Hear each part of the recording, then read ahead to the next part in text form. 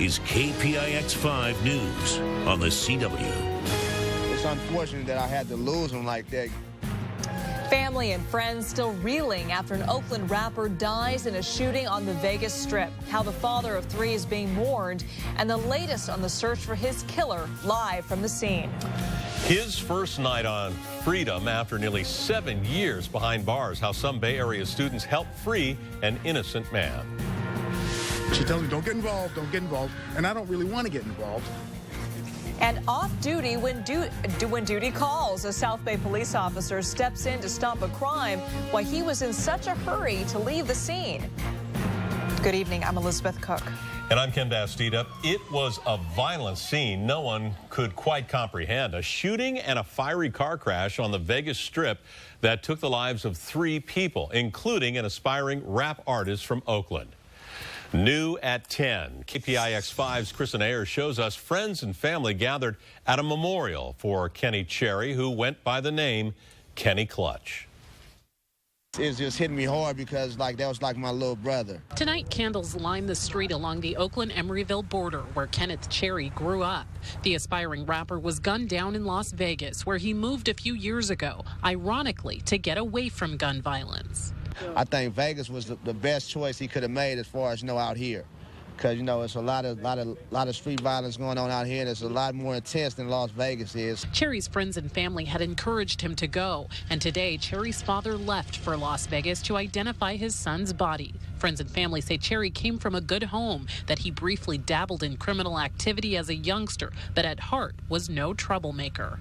Court records show Cherry had been arrested for having marijuana and a gun back in 2007, but friends say he left that lifestyle behind years ago, and reports that he was a pimp are false. You pay 124, stash box, cause I got that 74. The so-called pimp thing that they gave him, that's just an image. It's just an image. It's just an image of music. You know what I mean? He wasn't a pimp. What he was, friends say, was a father to 3 children under 4, including a newborn girl just 2 months old. It's unfortunate that I had to lose him like that because I feel like they stole him from me.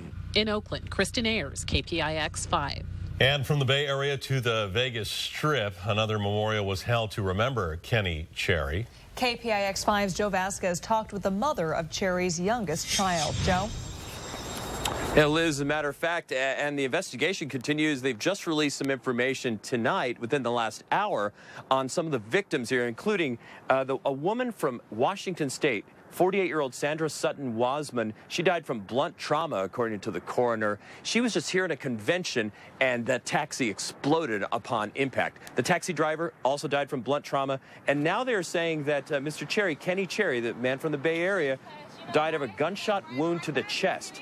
Tonight, some friends and family members gathered on the Las Vegas Strip at the site of all that mayhem to pay their respects to Cherry. And in fact, the mother of his 2-month-old daughter says she is sad and angry. It was wrong. It was pure murder. That's what it was. Pure murder. So. Did you know the guy in the other car? No, we don't know who it is. We don't know why. We don't know anything. Kenny Cherry moved here to Las Vegas recently. He lived nearby at a luxury high-rise called Sky Plaza. That's according to neighbors who tell me that friends and family members have been stopping by. It is very close to the site of yesterday's shooting and multi-car wreck that killed those 3 people. 6 others were injured. There is now a nationwide manhunt for the driver of a black Range Rover with tinted windows. Police say that a man inside that car shot Cherry and set this deadly chaos in motion. Back to you in San Francisco.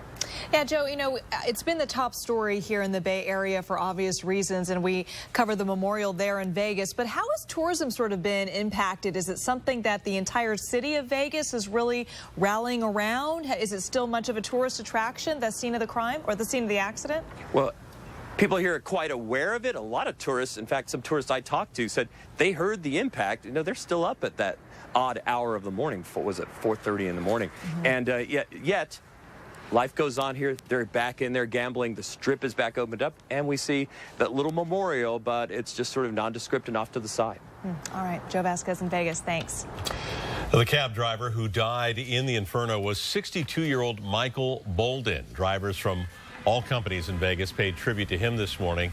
They lined up and circled the corner of Las Vegas Boulevard and Flamingo Road at 4:30, the exact time of the shooting and the crash. Drivers let the meters run for 20 minutes and donated the amount to a memorial fund for the family.